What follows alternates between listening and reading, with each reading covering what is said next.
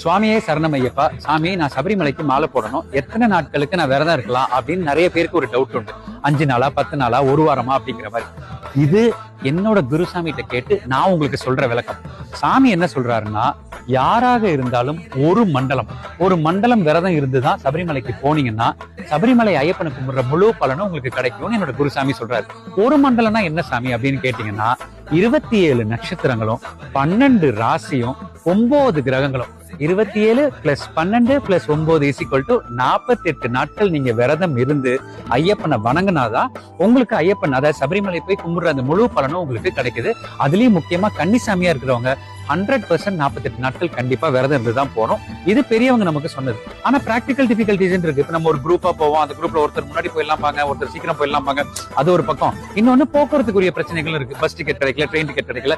இது எல்லாமே நம்ம மனசை நம்மளா திருப்திப்படுத்திக்கிற விஷயம்.